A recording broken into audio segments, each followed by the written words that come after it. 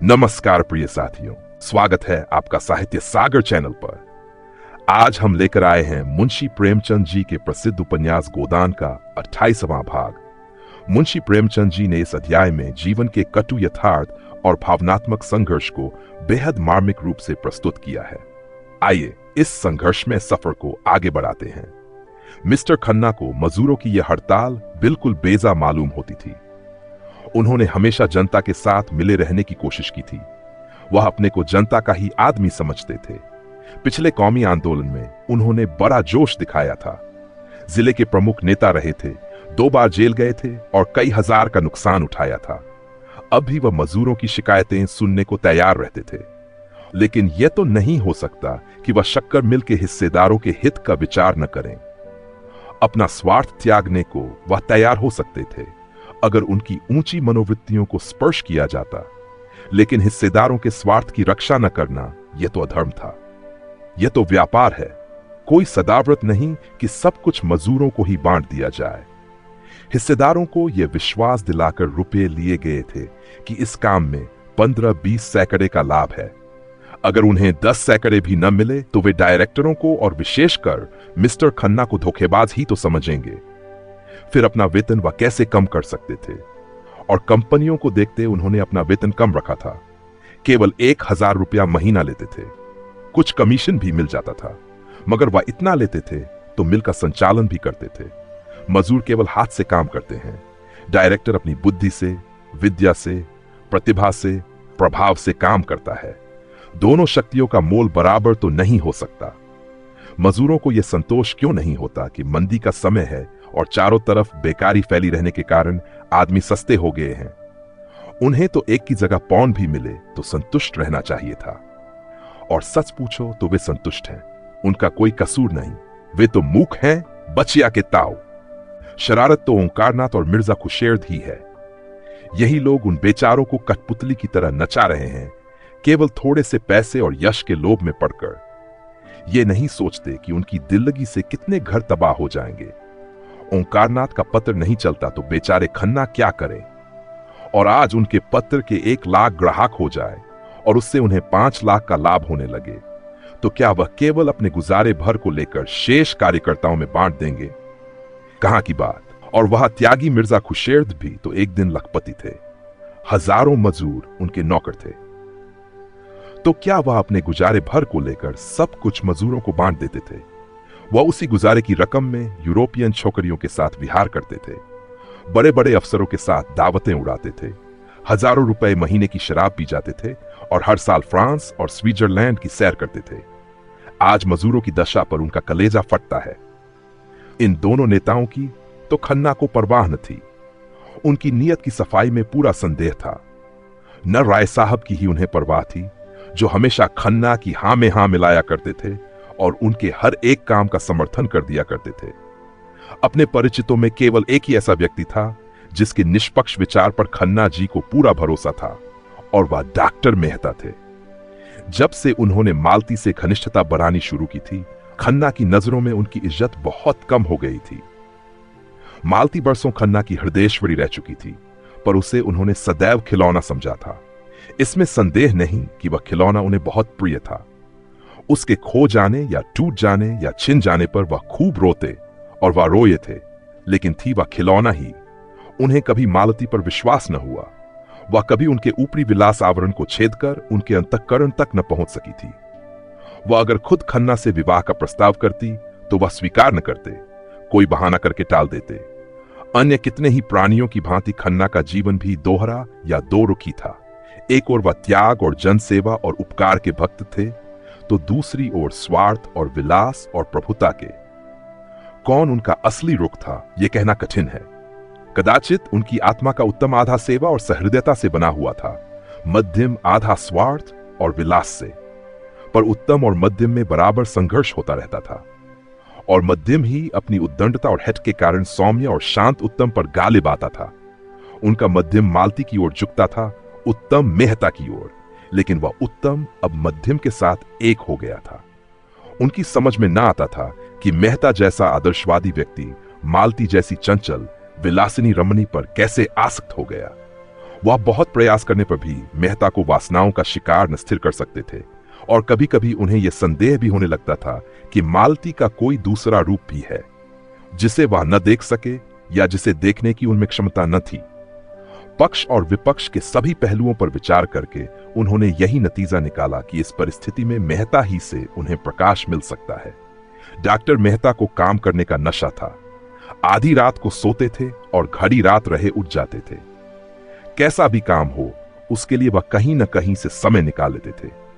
Hockey खेलना हो या यूनिवर्सिटी डिबेट, ग्राम्य संगठन हो या किसी शादी का नैवेद्य, सभी कामों के लिए उनके पास लगन थी और समय था। वह पत्रों में लेख भी लिखते थे और कई साल से एक बृहद दर्शन ग्रंथ लिख रहे थे जो अब समाप्त होने वाला था। इस वक्त भी वह एक वैज्ञानिक खेल ही खेल रहे थे। अपने बागीचे में बैठे हुए पौधों पर विद्युत संचार क्रिया की परीक्षा कर रहे थे। उन्होंने हाल में एक विद्वान परिषद में यह सिद्ध किया था कि फसलें बिजली की जोर से बहुत थोड़े समय में पैदा की जा सकती हैं, उनकी पैदावार बढ़ाई जा सकती है और बेफसल की चीजें भी उपजाई जा सकती हैं। आजकल सवेरे के 2-3 घंटे वह इन्हीं परीक्षाओं में लगाया करते थे। मिस्टर खन्ना की कथा सुनकर उन्होंने कठोर मुद्रा से उनकी ओर देखकर कहा, क्या यह जरूरी था कि ड्यूटी लग जाने से मजदूरों का वेतन घटा दिया जाए? आपको सरकार से शिकायत करनी चाहिए थी। अगर सरकार ने नहीं सुना तो उसका दंड मजदूरों को क्यों दिया जाए? क्या आपका विचार है कि मजदूरों को इतनी मजदूरी दी जाती है कि उसमें चौथाई कम कर देने से मजदूरों को कष्ट नहीं होगा? आपके मजदूर बिलों में रहते हैं, गंदे बदबूदार बिलों में, जहां आप 1 मिनट भी रह जाए तो आपको क्या हो जाए। कपड़े जो पहनते हैं उनसे आप अपने जूते भी न पोंछेंगे। खाना जो वह खाते हैं वह आपका कुत्ता भी न खाएगा। मैंने उनके जीवन में भाग लिया है। आप उनकी रोटियां छीनकर अपने हिस्सेदारों का पेट भरना चाहते हैं। खन्ना ने अधीर होकर कहा, लेकिन हमारे सभी हिस्सेदार तो धनी नहीं हैं। कितनों ही ने अपना सर्वस्व इसी मिल को भेंट कर दिया है और इसके नफे के सिवा उनके जीवन का कोई आधार नहीं है। मेहता ने इस भाव से जवाब दिया जैसे इस दलील का उनकी नजरों में कोई मूल्य नहीं है। जो आदमी किसी व्यापार में हिस्सा लेता है वह इतना दरिद्र नहीं होता कि इसके नफे ही को जीवन का आधार समझे। हो सकता है कि नफा कम मिलने पर उसे अपना एक नौकर कम कर देना पड़े या उसके मक्खन और फलों का बिल कम हो जाए, लेकिन वह नंगा या भूखा न रहेगा। जो अपनी जान खपाते हैं उनका हक उन लोगों से ज्यादा है जो केवल रुपया लगाते हैं। यही बात पंडित ओंकारनाथ ने कही थी। मिर्जा खुर्शीद ने भी यही सलाह दी थी। यहां तक कि गोविंदी ने भी मजदूरों ही का पक्ष लिया था, पर खन्नाजी ने उन लोगों की परवाह न की थी। लेकिन मेहता के मुंह से वही बात सुनकर वह प्रभावित हो गए। ओंकारनाथ को वह स्वार्थी समझते थे, मिर्जा खुर्शीद को गैर जिम्मेदार और गोविंदी को अयोगी। मेहता की बात में चरित्र, अध्ययन और सद्भाव की शक्ति थी। सहसा मेहता ने पूछा, आपने अपनी देवी जी से भी इस विषय में राय ली? खन्ना ने सकुचाते हुए कहा, हां, पूछा था। उनकी क्या राय थी? वही जो आपकी है। मुझे यही आशा थी और आप उस विदुषी को अयोग्य समझते हैं। उसी वक्त मालती आ पहुंची और खन्ना को देखकर बोली, अच्छा, आप विराज रहे हैं। मैं मेहताजी की आज दावत की है। सभी चीजें अपने हाथ से पकाई हैं। आपको भी नेवता देती हूं। गोविंदी देवी से आपका यह अपराध क्षमा करा दूंगी। खन्ना को कुतूहल हुआ, अब मालती अपने हाथों से खाना पकाने लगी है। मालती वही मालती जो खुद कभी अपने जूते न पहनती थी, जो खुद कभी बिजली का बटन तक न दबाती थी। विलास और विनोद ही जिसका जीवन था। मुस्कुराकर कहा, अगर आपने पकाया है तो जरूर खाऊंगा। मैं तो कभी सोच ही न सकता था कि आप पाक कला में भी निपुण हैं। मालती निसंकोच भाव से बोली, इन्होंने मार मार कर वैद्य बना दिया। इनका हुक्म कैसे टाल सकती? पुरुष देवता ठहरे। खन्ना ने इस व्यंग का आनंद लेकर मेहता की ओर आंखें मारते हुए कहा, पुरुष तो आपके लिए इतने सम्मान की वस्तु न थी। मालती झेंपी नहीं। इस संकोच का आशय समझकर जोश भरे स्वर में बोली, लेकिन अब हो गई हूं, इसलिए कि मैंने पुरुष का जो रूप अपने परिचितों की परिधि में देखा था उससे यह कहीं सुंदर है। पुरुष इतना सुंदर, इतना कोमल हृदय। मेहता ने मालती की ओर दीन भाव से देखा और बोले, नहीं मालती, मुझ पर दया करो, नहीं मैं यहां से भाग जाऊंगा। इन दिनों जो कोई मालती से मिलता वह उससे मेहता की तारीफों के पुल बांध देती, जैसे कोई नवदीक्षित अपने नए विश्वासों का डिंडोरा पीटता फिरे। सुरुचि का ध्यान भी उसे न रहता। और बेचारे मेहता दिल में कटकर रह जाते थे। वह कड़ी और कड़वी आलोचना तो बड़े शौक से सुनते थे, लेकिन अपनी तारीफ सुनकर जैसे बेवकूफ बन जाते थे। मुंह जरा सा निकल आता था जैसे कोई फप्ती छा गई हो। और मालती उन औरतों में न थी जो भीतर रह सके।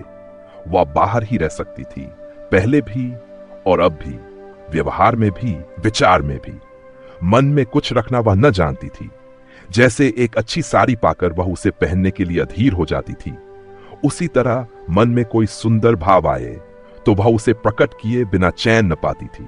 मालती ने और समीप आकर उनकी पीठ पर हाथ रखकर मानो उनकी रक्षा करते हुए कहा, अच्छा भागो नहीं, अब कुछ न कहूंगी। मालूम होता है तुम्हें अपनी निंदा ज्यादा पसंद है, तो निंदा ही सुनो।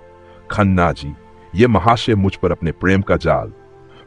शक्कर मिल की चिमनी यहां से साफ नजर आती थी।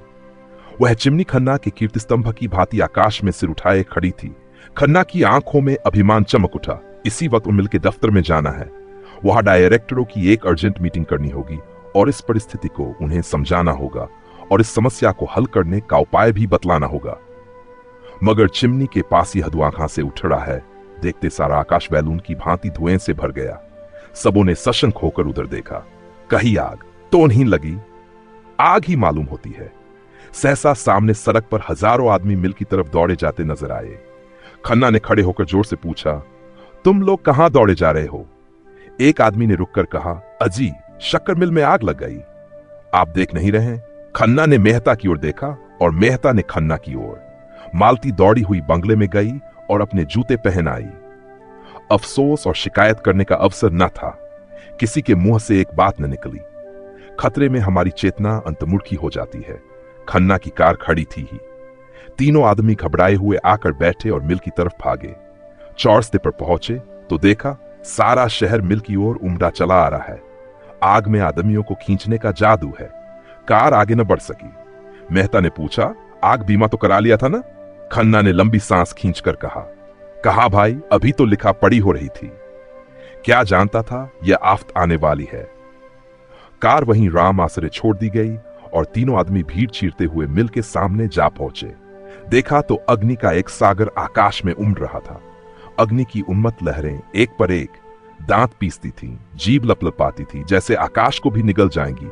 उस अग्नि समुद्र के नीचे ऐसा धुआं छाया था मानो सावन की घटा कालिक में नहाकर नीचे उतर आई हो। उसके ऊपर जैसे आग का थरथराता हुआ उबलता हुआ हिमाचल खड़ा था।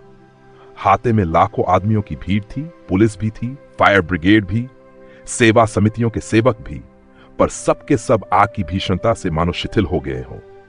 फायर ब्रिगेड के छींटे उस अग्निसागर में जाकर जैसे बुझ जाते थे। इंटें जल रही थी, लोहे के गार्डर जल रहे थे और पिघली हुई शक्कर के परनाले चारों तरफ बह रहे थे। और तो और जमीन से भी ज्वाला निकल रही थी।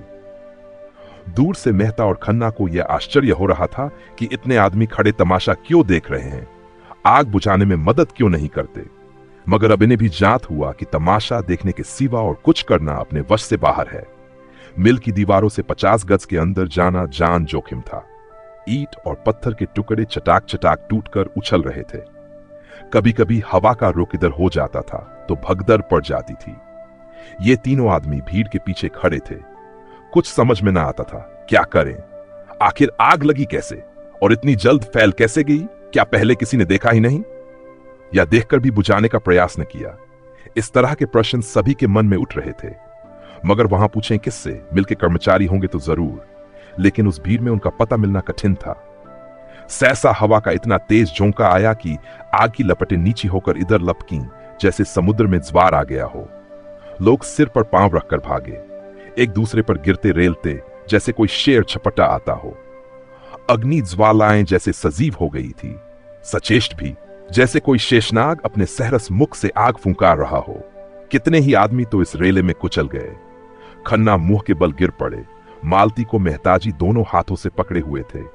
नहीं जरूर कुचल गई होती। तीनों आदमी हाथे की दीवार के पास एक इमली के पेड़ के नीचे आकर रुके। खन्ना एक प्रकार की चेतना शून्य तन्मयता से मिल की चिमनी की ओर टकटकी लगाए खड़े थे। मेहता ने पूछा, आपको ज्यादा चोट तो नहीं आई? खन्ना ने कोई जवाब न दिया। उसी तरफ ताकते रहे। उनकी आंखों में वह शून्यता थी जो विक्षिप्तता का लक्षण है। मेहता ने उनका हाथ पकड़कर फिर पूछा, हम लोग यहां व्यर्थ खड़े हैं। मुझे भय होता है आपको चोट ज्यादा आ गई। आइए लौट चलें। खन्ना ने उनकी तरफ देखा और जैसे सनक कर बोले, जिनकी ये हरकत है उन्हें मैं खूब जानता हूं।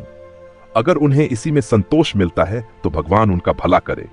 मुझे कुछ परवाह नहीं, कुछ परवाह नहीं, कुछ परवाह नहीं। मैं आज चाहूं तो ऐसी नई मिल खड़ी कर सकता हूं। जी हां, बिल्कुल नई मिल खड़ी कर सकता हूं। ये लोग मुझे क्या समझते हैं? मिल ने मुझे नहीं बनाया, मैंने मिल को बनाया और मैं फिर बना सकता हूं। मगर जिनकी ये हरकत है उन्हें मैं खाक में मिला दूंगा। मुझे सब मालूम है, रत्ती रत्ती मालूम है। मेहता ने उनका चेहरा और उनकी चेष्टा देखी और घबरा कर बोले, चलिए आपको घर पहुंचा दूं। खपना ने कहा खा मार कर कहा, मेरी तबीयत अच्छी नहीं है, इसलिए कि मिल जल गई। ऐसी मिलें मैं चुटकियों में खोल सकता हूं। मेरा नाम खन्ना है, चंद्र प्रकाश खन्ना। मैंने अपना सब कुछ इस मिल में लगा दिया। पहली मिल में हमने प्रतिशत नफा दिया। मैंने प्रोत्साहित होकर यह मिल खोली। इसमें आधे रुपए मेरे हैं। मैंने बैंक के 2 लाख इस मिल में लगा दिए। मैं 1 घंटा नहीं, आध घंटा पहले 10 लाख का आदमी था। जी हां, 10 लाख। मगर इस वक्त फाकेमस्त हूं, नहीं दिवालिया हूं। मुझे बैंक को 2 लाख देना है। जिस मकान में रहता हूं वह अब मेरा नहीं है। जिस बर्तन में खाता हूं वह भी अब मेरा नहीं है।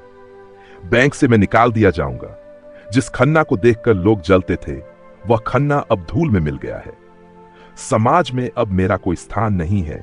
मेरे मित्र अपने विश्वास का पात्र नहीं, दया का पात्र समझेंगे। मेरे शत्रु मुझसे जलेंगे नहीं, मुझ पर हंसेंगे। आप नहीं जानते मिस्टर मेहता, मैंने अपने सिद्धांतों की कितनी हत्या की है, कितनी रिश्वतें दी हैं, कितनी रिश्वतें ली हैं। किसानों की ऊख तौलने के लिए कैसे आदमी रखे, कैसे नकली बाट रखे। क्या कीजिएगा यह सब सुनकर, लेकिन खन्ना अपनी ये दुर्दशा कराने के लिए क्यों जिंदा रहे। जो कुछ होना है हो। दुनिया जितना चाहे हंसे, मित्र लोग जितना चाहे अफसोस करे, लोग जितनी गालियां देना चाहे दें। खन्ना अपनी आंखों से देखने और अपने कानों से सुनने के लिए जीता न रहेगा। वह बेहया नहीं, बेगैरत नहीं है। यह कहते कहते खन्ना दोनों हाथों से सिर पीटकर जोर जोर से रोने लगे। मेहता ने उन्हें छाती से लगाकर दुखित स्वर में कहा, खन्ना जी, जरा धीरज से काम लीजिए। आप समझदार होकर दिल इतना छोटा करते हैं। दौलत से आदमी को जो सम्मान मिलता है वह उसका सम्मान नहीं, उसकी दौलत का सम्मान है। आप निर्धन रहकर भी क्षत्रियों के विश्वास पात्र रह सकते हैं और शत्रुओं के भी, बल्कि तब कोई आपका शत्रु रहेगा ही नहीं। आइए घर चले, जरा आराम कर लेने से आपका चित्त शांत हो जाएगा। खन्ना ने कोई जवाब न दिया। तीनों आदमी चौरस्ते पर आए। कार खड़ी थी। 10 मिनट में खन्ना की कोठी पर पहुंच गए। खन्ना ने उतरकर शांत स्वर में कहा, कार आप ले जाएं, अब मुझे इसकी जरूरत नहीं है। मालती और मेहता भी उतर पड़े। मालती ने कहा, तुम चलकर आराम से लेटो, हम बैठे गपशप करेंगे। घर जाने की तो ऐसी कोई जल्दी नहीं है। खन्ना ने कृतज्ञता से उसकी ओर देखा और करुण कंठ से बोले, मुझसे जो अपराध हुए हैं उन्हें क्षमा कर देना मालती। तुम और मेहता, बस तुम्हारे सिवा संसार में मेरा कोई नहीं है। मुझे आशा है तुम मुझे अपनी नजरों से न गिराओगी। शायद 10-5 दिन में यह कोठी भी छोड़नी पड़े। किस्मत ने कैसा धोखा दिया। मेहता ने कहा, मैं आपसे सच कहता हूं खन्ना जी, आज मेरी नजरों में आपकी जो इज्जत है वह कभी न थी। तीनों आदमी कमरे में दाखिल हुए। द्वार खुलने की आहट पाते ही गोविंदी भीतर से आकर बोली, क्या आप लोग वहीं से आ रहे हैं? महाराज तो बड़ी बुरी खबर लाया। खन्ना के मन में ऐसा प्रबल, नन रुकने वाला तूफानी आवेश उठा कि गोविंदी के चरणों पर गिर पड़े और उसे आंसुओं से धो दें। भारी गले से बोले, हां प्रिय, हम तबाह हो गए। उनकी निर्जीव, निराश, आहत आत्मा सांत्वना के लिए विकल हो रही थी। सच्ची स्नेह में डूबी हुई सांत्वना के लिए, उस रोगी की भांति जो जीवन सूत्र क्षीण हो जाने पर भी वैद्य के मुख की ओर आशा भरी आंखों से ताक रहा हो।